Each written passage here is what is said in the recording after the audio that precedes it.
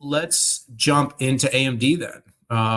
Yeah, so this one, there's a lot to cover here, and it's another one that had a very interesting response. Yeah, beat on top line, beat on EPS, beat on revenue was in line with the previous 3 quarters on average. The beat on EPS lower, right, from March to June to September and December, but they had an absolute smashing quarter, basically records everywhere, record client, record data center, and then a colossal sell-off that continues to this morning. What could possibly have done it? It's very simple. In the previous 2024, they had made an instinct forecast. It went from $100 million to exceeding $5 billion. And the company has decided not to forecast that number for the year. And that just sent off red flags after red flags, even though they are actually pulling in the MI350. There were also comments that said that the instinct number was going to be back-end loaded, which again, people look as a bigger risk here. So AMD, I understand why they don't want to constantly and chronically giving that number, commenting on that number, particularly when it's back-end loaded, but it's super lumpy with a ton of dependencies, right? Dependencies meaning things like how MI350 actually shows up, right? I mean, the silicon is up, a couple key things from the cloud, MI350 running large-scale LLMs within the first 24 hours of receiving silicon, validation ahead of schedule. They are planning to sample lead customers this quarter.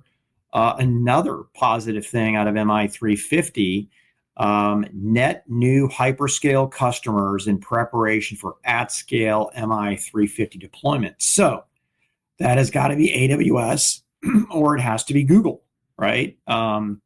Unless, because they're already in at Oracle and Meta and Microsoft.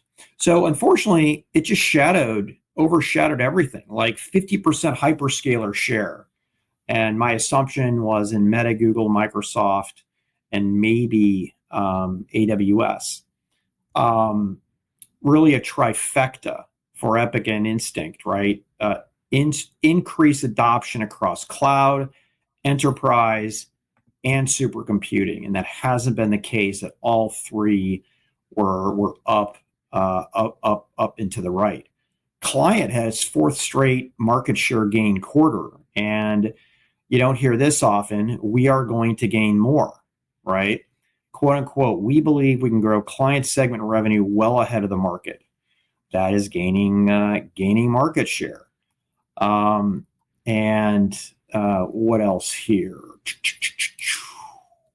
Yeah, I think those were really the highlights. So the company, just amazing figures for the year and for the quarter. I mean, data center was up 69%. Profit was double in data center. Client up 58%. Profit was 10x of where it was a year ago. Shout out to Jack Hune and what he has been doing to the business there. Yeah. So the issue here in the kind of falling knife that has been AMD, I think, has a lot less to do with really anything that makes sense and a little bit more to do with the longer term sort of viewpoint on this AI future. Why do I say that? Because to your point, you kind of go down the list and look at the growth, and then you kind of look at how its forward PE score has come down substantially. So it's trading less even though it keeps growing. And why is it doing that? It's because I don't know how else to say this, but not being able to forecast Instinct was just one of those things that there was just absolutely no way the market would forgive. Yeah. Lisa knew this. They had to know this. They had to know that this was going to be one of those step back to go forward. I think the problem was it's kind of a pay now or pay later thing. if you get too aggressive and you miss, you're going to get hammered all year long. Yep. If you come out now, you're going to sort of get the penalty right now. And then if you can sort of exceed expectations, people will see that as the opportunism, and it will start to push it forward. The other thing is, like, you kind of mentioned this, I think, somewhere along the lines that clearly there are just things people do and don't care about. Now, not to switch to Intel for a minute, but when they basically canceled the first GPU, the Falcon Shores, you would have thought, oh my God, that's a huge thing. And like it would have sold. The stock went up. And why? It's because nobody believed that product was worth a crap. I mean, nobody believed that was going to be a competitive part. And so they were actually favorable to the idea of just cancel it. We'll wait. I mean, the stock's already trading at book value. Let's see if you can come out with something better if you actually don't rush it to market. Yeah. In this case, it's just a situation where, look, all the great work being done with Epic, it's not to say that that's not great work. It's just, I think people have sort of largely put into their spreadsheet that the future of data centers isn't CPUs. Yeah. And, it's going to be more accelerators and AI. So seeing Epic do well and seeing Instinct not get a forecast probably came with a certain amount of penalty points. What's that? Sorry, I was saying goodbye to my wife. Bye. I was on mute. Hi, Paula. Anyways, no, I didn't hear you. I just saw your lips moving.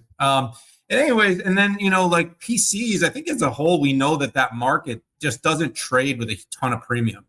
PC is an exciting space, but it's not it's not the data center market. It doesn't come with those margins. It's super competitive. The fight for market share is there. Everybody knows that Intel is getting super aggressive. So even if AMD is doing well, they're going to have to fight with a more aggressive Intel that's basically fighting for its life right now in terms of maintaining its market share. And then you got new entrants in Qualcomm. And then you got areas like embedded that tend to be higher margin, but have been slower over the last few quarters. And then so what did it all come back to, Pat? It all comes back to Instinct. And so my take on it was no Instinct number was a leading indicator of a lack of clarity or optimism. It's one or the other. And so my guess is it's more clarity than optimism. I think that there's a lot of reason. I think you and I listened to Mark Papermaster with Oracle talking about software. They did get 0 to 5 billion really quickly. Like, I think part of it is like, can you realize how amazing that is to go from 0 to 5 billion?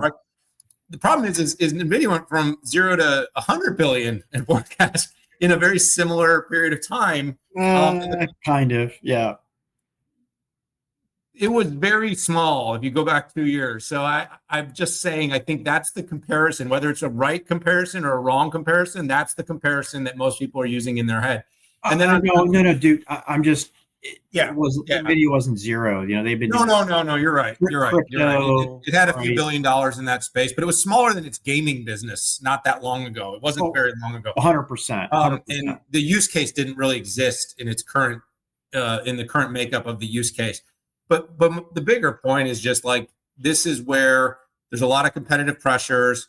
I think you and I would both answer that they are the clear number 2 in terms of flexible GPU architectures for big AI applications.